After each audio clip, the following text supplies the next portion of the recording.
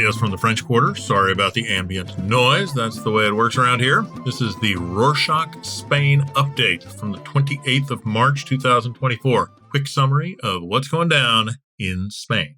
First up, the Catalan elections. This week, the Spanish government will be walking a delicate line as Catalan separatists push independence issues ahead of the elections on the 12th of May. Even though some surveys predict that the Socialist Party of Catalonia will win the election, the Esquerra and Junts separatist parties have been realigning the campaign for independence. Various media outlets have reported that over half the seats in the Generalitat could be swung on the topic of independence, with Charles Puigdemont, former Catalan president and figurehead for the Catalan separatist movement, campaigning for his re-election as president. Support amongst citizens could be strong. Additionally, Junts is partnering with smaller groups to prevent the split of the independentist vote in the upcoming parliamentary elections. Puigdemont is adding independents to his party's list, focusing on the economy and fiscal deficit, echoing his recent campaign launch for the Generalitat presidency. Now, with the Catalan elections less than a few weeks away, Partido Popular, or PP, has faced challenges of its own in selecting a political candidate. Alberto Núñez Feijóo, president of PP, and Alejandro Fernández, his Catalan counterpart, came up with this brilliant excuse. They said they needed to wait for full input and consensus from its members in Catalonia before naming a candidate, which is hilarious. However, the delay raises concerns about the PP's ability to compete effectively in the election, with nearly all of its political rivals having chosen candidates well in advance. Critics argue that the party's indecision only fuels the fire of potential internal divisions and the lack of a clear strategy. Other government news: talks between the PP and Socialist Party, or PSOE, went ahead on Wednesday the 27th to discuss the renewal of the Judiciary Board, an issue which has been ongoing since 2018. Thanks to PP's intransience, the deadlock between the two sides has persisted with the renewal of the General Council of the Judiciary, which has become an issue because of a lack of consensus over positions and who should be elected to the board. Dieter Reynders, the European Commissioner for Justice, will mediate the talks, which aims to address long-standing issues such as the election of judges and positions of power within the judiciary system. The judge suspended the decision to block the messaging app Telegram pending a police report.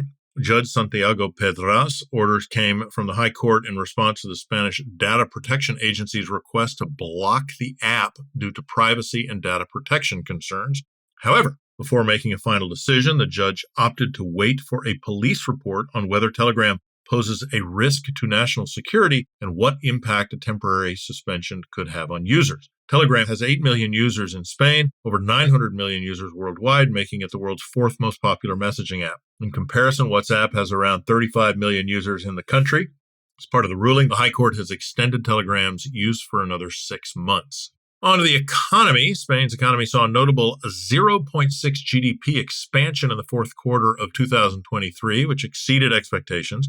National Statistics Institute released the data on Tuesday the 26th, marking a 2% year-on-year growth, showing positive indicators such as improved business sentiment. Investments in green initiatives, digitization, government spending further fueled economic expansion, particularly in sectors like housing and manufacturing. Compared to its European neighbors, Spain's diversified economy is less reliant on manufacturing, which has led to a better recovery from inflation over the last few years.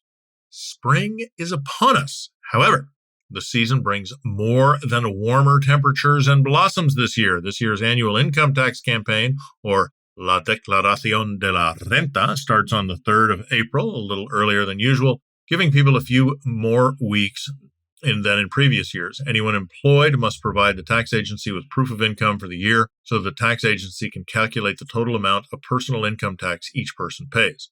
Another important change is set to take place in Sevilla.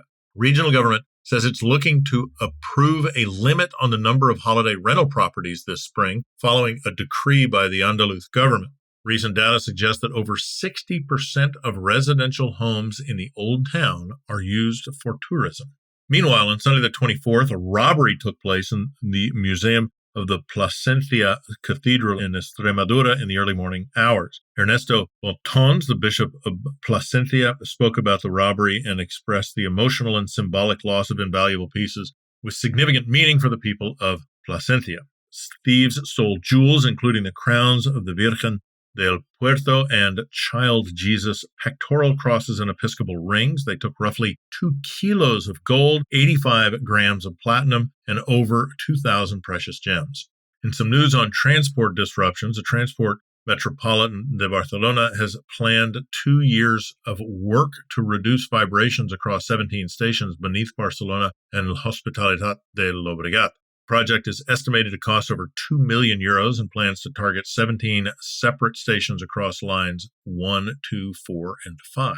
Line 1 will undergo the most extensive renovations, but all lines will see procedures that reduce noise and vibrations affecting buildings, increase comfort, and improve the network's overall efficiency. Be aware that those works will result in multiple line closings at various times.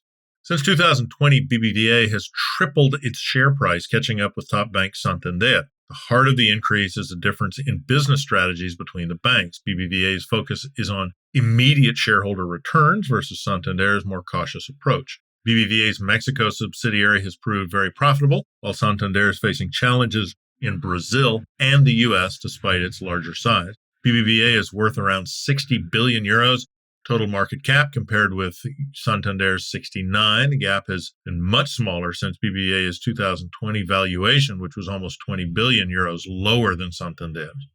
Speaking of high valuations, the Lavapiés neighborhood in Madrid is getting a major uplift, but at what price? I think we all know.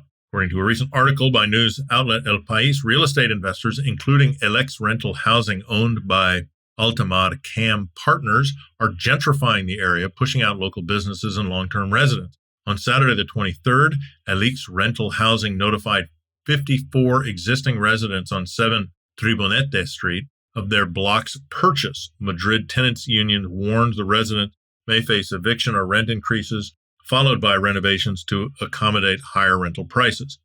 The Regional Federation of Neighborhood Associations of Madrid says the neighborhood has lost 10,000 residents in the last 5 years, with over 5 residents leaving daily due to increasing rental prices. Now, an update on the Luis Rubiales case.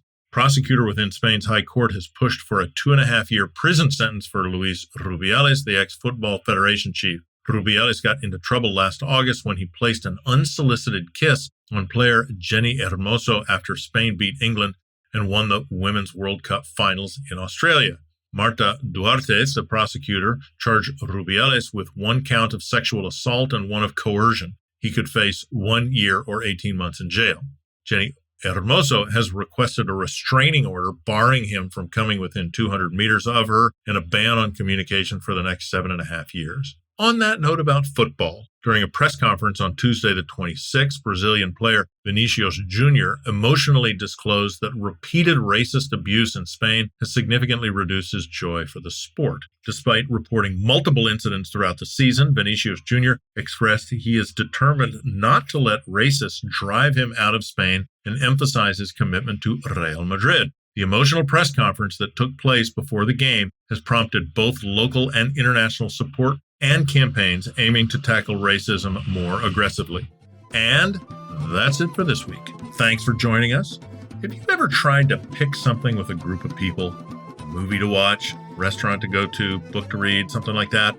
The process of deciding is endless, divisive, and annoying. Yes, we have too. But there's light at the end of this particular tunnel. Rorschach is developing an app that makes deciding something within a group very easy and fun. If you'd like to be in the first group of people to try it out and give us your opinions and ideas, let us know at info@rorschach.com. That's info@rorschok.com. Hasta la próxima.